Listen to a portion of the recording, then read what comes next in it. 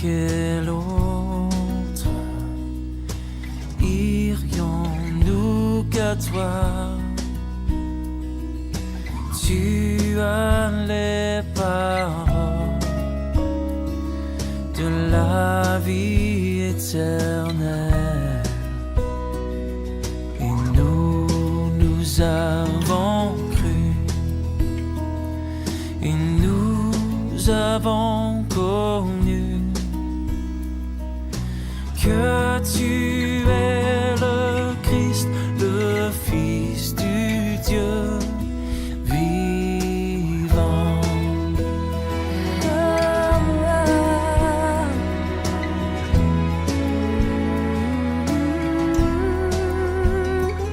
Seigneur, à quel autre irions-nous qu'à toi? Qu'à toi, Tu as les paroles de la vie éternelle, et nous avons cru, et nous avons connu que tu es le Christ, le Fils du Dieu vivant. Et nous avons cru, et nous avons connu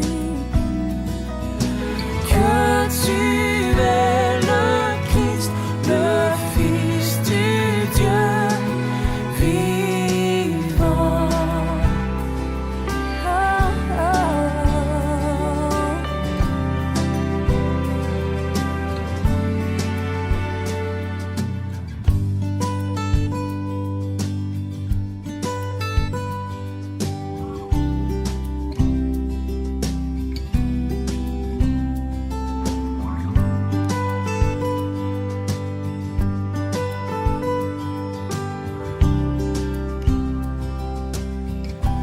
parce qu'il vit, je n'ai rien à craindre, mes lendemains sont assurés entre ses mains. Il tient ma vie pour ce temps et l'éternité. Je sais qu'il vit.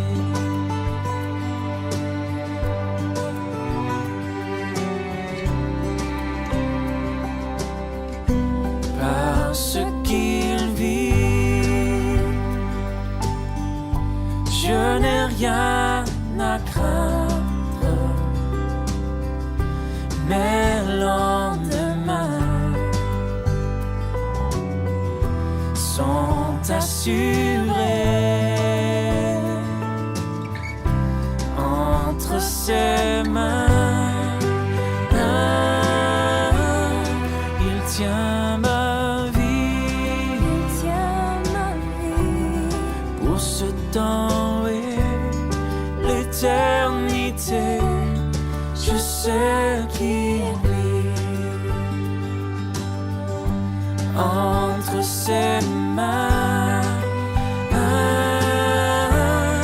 Il tient ma vie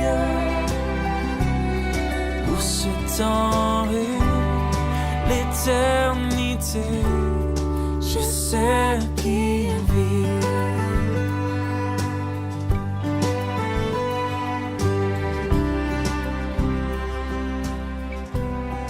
Bonjour à vous tous qui êtes à l'écoute de l'Évangile Notre Espoir.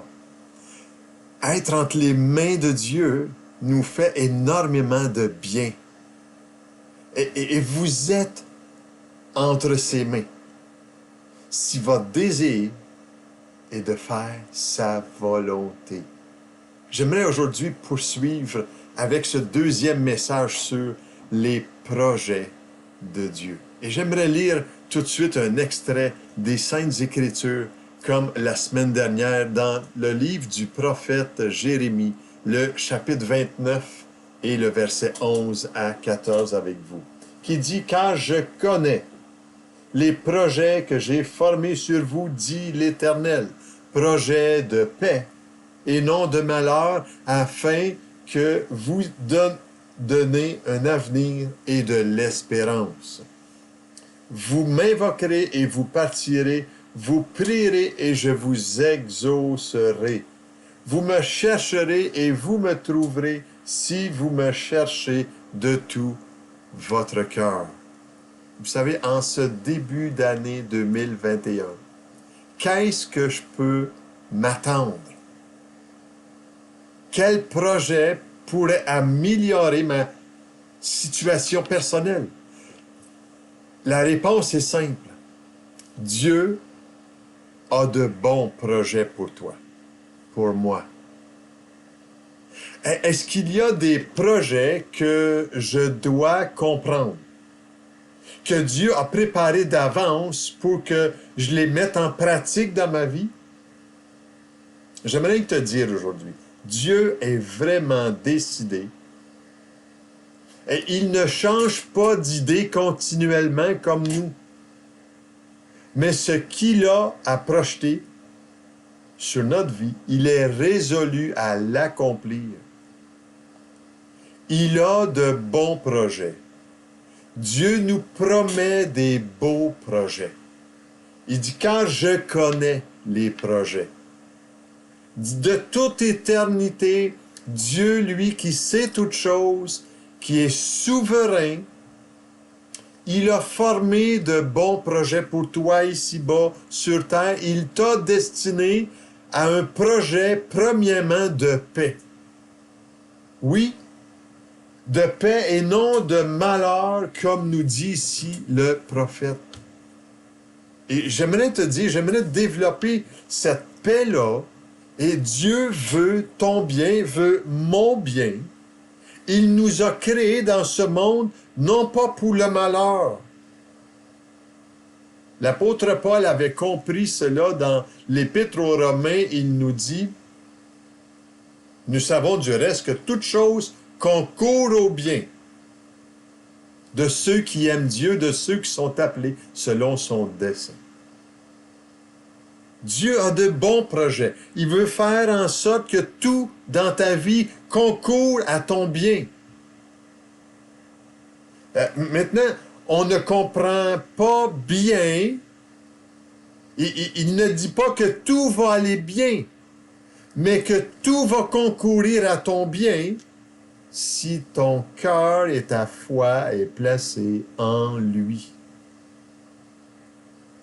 Encore, l'apôtre Paul, il dit dans l'Épître aux Romains, chapitre 12, « Ne vous conformez pas au siècle présent, mais soyez transformés par le renouvellement de l'intelligence, afin que vous discerniez quelle est la volonté de Dieu, ce qui est bon, agréable et parfait. » Vous savez, Dieu est encore plus spécifique en parlant de ses projets pour nos vies.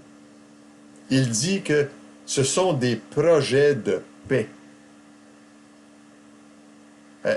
J'aimerais vous dire, la paix est mal définie quelquefois comme si la paix est simplement l'absence de conflit. Ça, c'est le côté négatif du sens de la paix que Dieu veut nous accorder. La paix que j'aimerais vous présenter aujourd'hui est limpide. Elle est claire. Vous savez, la définition biblique de la paix, qui inclut des éléments positifs, est celle-ci. Vous savez, il y a une expression qui exprime très bien ce concept de paix, et c'est le mot « shalom ». C-H-A-L-O-M,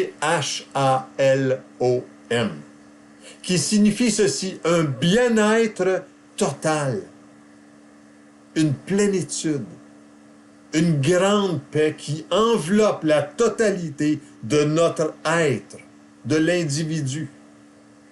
Et cette paix-là est premièrement trouvée dans une relation personnelle avec le Créateur du ciel et de la terre qui un jour a envoyé son Fils. Et il est impensable, cher ami, de trouver la paix dans nos relations et dans un monde de fous comme le nôtre, sans avoir connu la paix avec Dieu, parce qu'il est celui qui règne encore. Il est assis sur son trône, Dieu, puis il a envoyé son Fils, Jésus. Et lorsque j'accepte la paix de Dieu à travers le sacrifice que Jésus-Christ est venu offrir sur la croix, la paix intérieure suit naturellement, si je peux dire ainsi. Parce que c'est surnaturel que Dieu révèle sa paix. Et Jésus, vous savez, n'est pas seulement venu réconcilier le monde avec le Père, mais il est venu offrir la paix en nous. Il est venu offrir la paix intérieure que le monde n'est pas capable de nous donner. J'aimerais que tu puisses écouter ce matin. J'ai des beaux textes pour toi et moi. Moi, ça me fait juste du bien même de te parler de cette paix que moi j'expérimente. Et Jésus a dit cela dans l'Évangile de Jean, chapitre 14, verset 27. Je vous laisse la paix. Je vous donne ma paix. Je ne vous donne pas comme le monde donne. Que votre cœur ne se trouble point et ne s'alarme point. Vous savez, le monde peut bien parler de paix, mais il ne peut pas l'offrir. La paix que les Nations unies aimeraient dans le monde ou par des manifestations de paix, cela ne dure pas. Et cette paix-là n'est pas valable. La paix de Jésus, elle est authentique. Elle est véritable. Et elle est indépendante de nos circonstances. Oui, la paix de Dieu bénit l'âme à l'intérieur. C'est une paix qui surpasse notre compréhension humaine. La paix de Dieu, c'est un bien-être intérieur qui restaure l'âme qui est troublée. Écoutez bien cette belle déclaration solennelle de l'apôtre Paul qui écrit au fond de sa prison. Il dit cela dans Philippiens chapitre 4, versets 6 à 7. « Ne vous inquiétez de rien, mais en toute chose, faites connaître vos besoins à Dieu, premièrement par des prières, deuxièmement par des supplications, et troisièmement avec des actions de grâce. Et voilà le résultat. Et la paix de Dieu, qui surpasse toute intelligence, gardera vos cœurs et vos pensées en Jésus-Christ. » Et vous savez, cette paix-là n'est pas explicable. Elle surpasse notre intelligence. Elle est comme un sceau pour garder nos cœurs et nos pensées en la présence du Seigneur. J'aimerais vous dire que oui, il y a des projets de paix et non de malheur, afin de vous donner un avenir et de l'espérance. J'aimerais mettre un point très important en ce qui concerne la paix. Dieu a des beaux projets pour vous. Mais cela n'exclut pas la souffrance. Vous savez, quand Dieu nous promet de beaux projets, ça ne veut pas dire qu'il n'y aura pas de douleur ou de souffrance dans la vie. Mais Dieu nous assure que toutes circonstances vont travailler ensemble à notre bien quand nous apprenons à dépendre de lui. Et vous savez, trop de chrétiens regardent Dieu comme un génie cosmique, spatial, qui s'attendent à être dégagé de toute forme de douleur ou d'être protégé des épreuves de la vie. Mon ami, c'est irréaliste cela. Jésus dit dans l'Évangile de Jean, chapitre 16, verset 33, « Je vous ai dit ces choses afin que vous ayez la paix en moi, dit Jésus. Vous aurez des tribulations dans le monde, mais prenez courage, j'ai vaincu le monde. » Fait que la paix de Dieu n'est pas une paix basée sur nous-mêmes. C'est pas une paix selon les circonstances, mais c'est une paix en lui. Parce que Jésus a surmonté le monde, la pression qu'il peut y avoir dans le monde, le trouble qu'il peut y avoir dans le monde, et que nous suivons son plan. Et quand nous le suivons, nous avons la paix, sachant que Dieu va faire en sorte qu'il va tourner toutes choses à notre bien. Il peut changer les circonstances difficiles en circonstances agréables.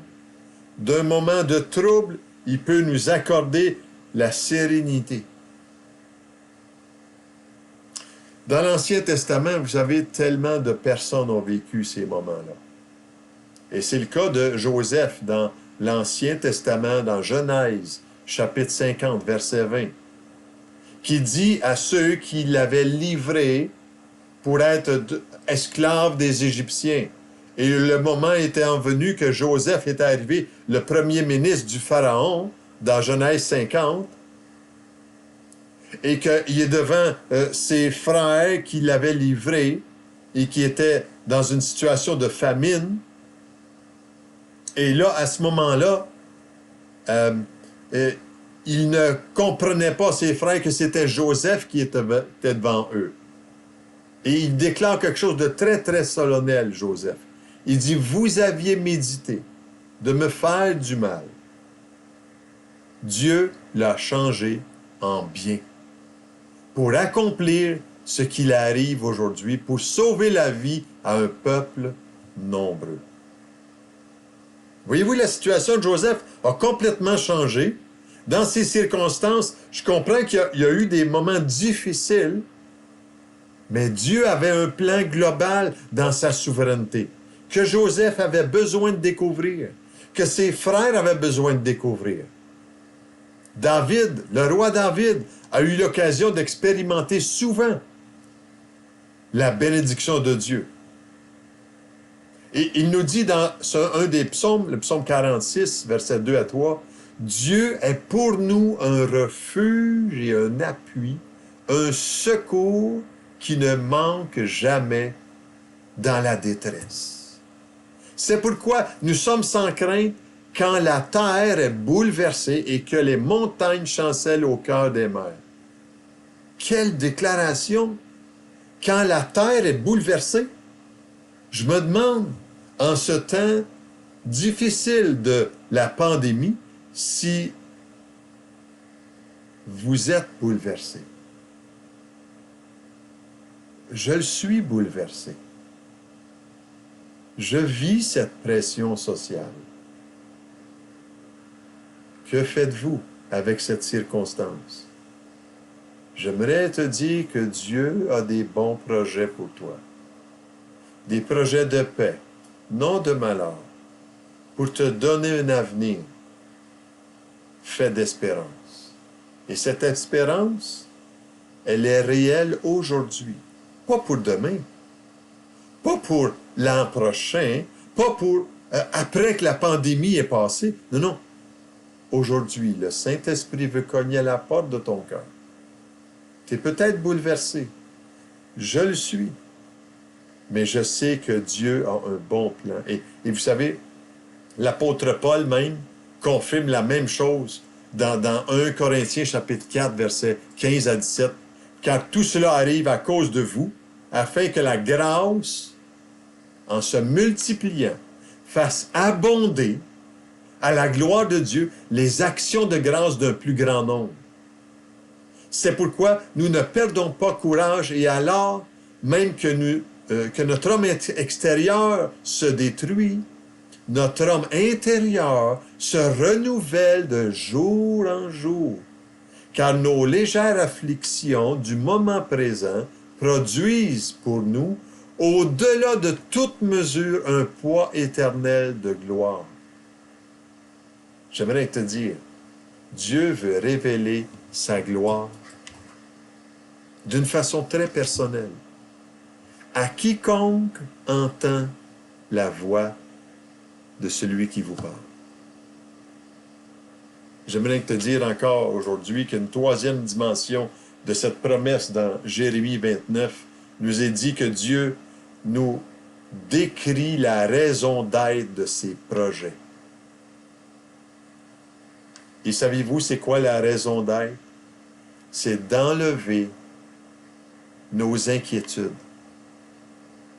Dieu a des bons projets, mais il veut déraciner cette inquiétude dans ta vie, sous toutes ses formes. Quand il dit, quand je connais les projets que j'ai formés sur vous, dit l'Éternel, projets de paix et non de malheur, l'inquiétude est dans les projets de malheur. De quoi t'inquiètes-tu aujourd'hui? Il veut, Dieu, nous donner un avenir et de l'espérance. Et la première chose qu'il a besoin de mettre, que tu as besoin de réaliser, que moi j'ai besoin de réaliser, c'est d'enlever nos inquiétudes. Parce que Dieu est souverain, parce qu'il y a un plan merveilleux pour notre vie, nous pouvons avoir confiance en l'avenir. Dieu nous connaît et il sait que nous avons tendance à nous inquiéter, à s'alarmer, à angoisser. Mais il veut nous rassurer en ce qui concerne l'avenir. Dieu sait de quelle façon l'inquiétude peut envahir nos vies. Comme le Proverbe, chapitre 12, verset 25 nous dit, « L'inquiétude dans le cœur de l'homme l'abat, mais une bonne parole le réjouit. » Et j'espère qu'aujourd'hui, à travers cette parole que je vous partage, que cela peut réjouir ton cœur. Vous savez, nous sommes rapidement enclins à nous inquiéter. Et ça ne prend pas grand-chose pour s'inquiéter. Mais la Bible est remplie de passages pour nous rassurer. Et l'un des passages, vous savez, que je vous ai partagé la semaine passée, un des passages de mon épouse et moi, au moment où la maladie, l'empoisonnement de nos 3 enfants a eu lieu, était Isaïe, chapitre 41, verset 10, qui dit ceci. « Ne crains rien, quand je suis avec toi. Ne promène pas des regards inquiets, car je suis ton Dieu. Je te fortifie, je viens à ton secours, je te soutiens de ma droite triomphante. » Vous savez, quand nos inquiétudes sont quotidiennes, je vous encourage à lire les enseignements de Jésus dans le Sermon sur la montagne, dans Matthieu, chapitre 6, versets 25 à 34. Je t'assure que tu verras agir Dieu dans ta vie. Il te révélera sa paix et ses bons plans. Et quand vous ferez face à votre ennemi dans l'âme, l'apôtre Paul même, il prend la peine de nous écrire dans 1 Thessaloniciens, chapitre 4, verset 13, il dit « Nous ne voulons pas, frères, que vous soyez dans l'ignorance au sujet de ceux qui dorment, afin que vous ne vous affligiez pas comme les autres qui n'ont point d'espérance. Car si nous croyons que Jésus est mort et qu'il est ressuscité, Nous croyons aussi que Dieu ramènera par Jésus et avec lui ceux qui sont morts. Vous savez, même s'il y aurait un tsunami d'inquiétude et d'angoisse qui nous atteint, même si la couche d'ozone est en train de disparaître, même si la pandémie augmente augmente la panique parmi la population, même si nous nous approchons de plus en plus du prochain retour de Jésus et que la condition sur la terre va se détériorer. Je ne suis pas en train de vous dire des choses très positives peut-être, là. Mais Jésus a prédit des moments difficiles à la fin des temps. Dans Matthieu chapitre 24, verset 6, il dit « Vous entendrez parler de guerre et de bruit de guerre. Gardez-vous d'être troublés, car il faut que ces choses arrivent, mais ce ne sera pas encore la fin. » Quel texte extraordinaire dans l'évangile de Matthieu qu'on peut lire. Et vous savez, Jésus déclare, avant son départ sur la croix, il a dit cela à ses disciples, « Je vous laisse ma paix. Je vous donne ma paix. Je ne vous donne pas comme le monde donne. Que votre cœur ne se trouble point et ne s'alarme point. » Et j'aimerais vous dire que Dieu veut nourrir notre espérance en 2021. Vous savez, une dernière dimension dans la promesse de Jérémie que nous allons voir la semaine prochaine. Mais j'aimerais que... qu'est-ce que tu vas faire aujourd'hui avec les projets que Dieu projette dans ta vie? J'aimerais te dire, Dieu est capable d'accomplir ses projets en toi. Il possède l'autorité et toute la puissance pour le faire. Dieu, il te promet des beaux projets dans ta vie. Et tu n'as pas besoin d'avoir peur. Parce que sa paix, tu peux trouver un véritable réconfort, même dans les temps de souffrance. Et si tu t'inquiètes, viens à lui. Et je crois qu'il y a des raisons, des bonnes raisons d'être dans ces projets que Dieu veut produire. Il veut enlever toute forme d'inquiétude dans ta vie, dans ma vie. Et la semaine prochaine, on va poursuivre avec le moyen de saisir ces projets pour notre vie. Mais j'aimerais vous présenter ce chant qui dit « Attire-moi à toi » pour t'approcher de lui aujourd'hui. Prends ce temps précieux. Chante chez toi au Seigneur. Chante dans ton salon. Chante dans ta cuisine. Puis le Saint-Esprit viendra sur toi. Que la bénédiction de Dieu envahisse ton espace aujourd'hui. À la semaine prochaine. Attire-moi à toi.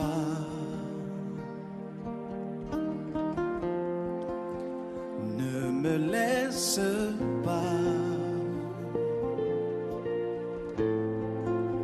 Je veux tout abandonner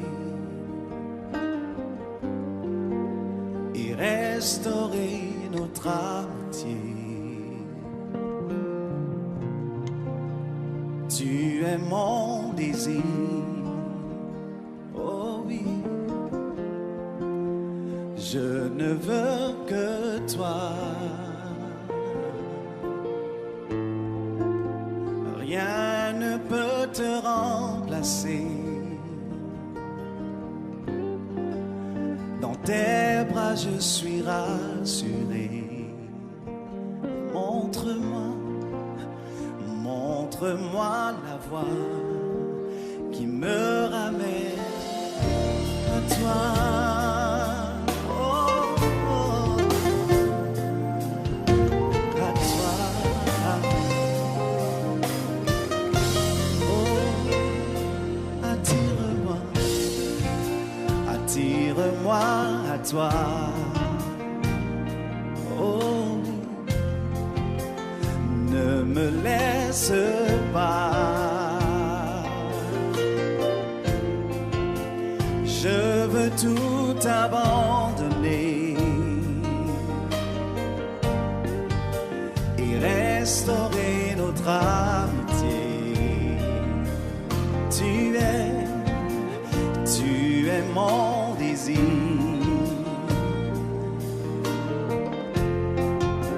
Je ne veux que toi.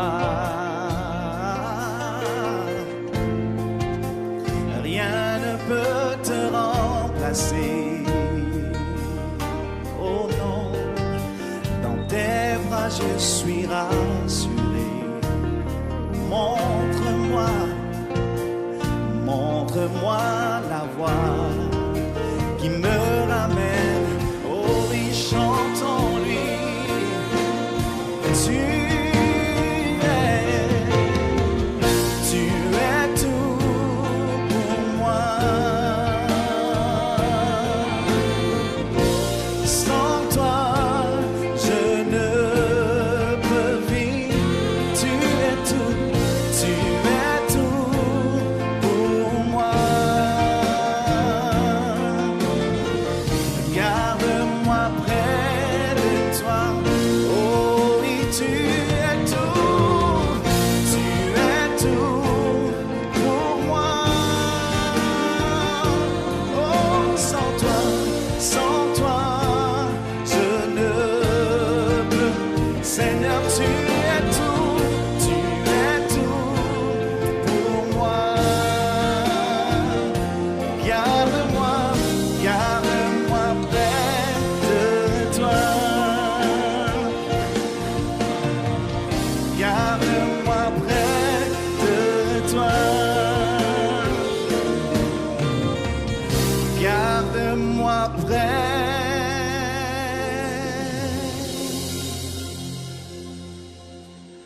de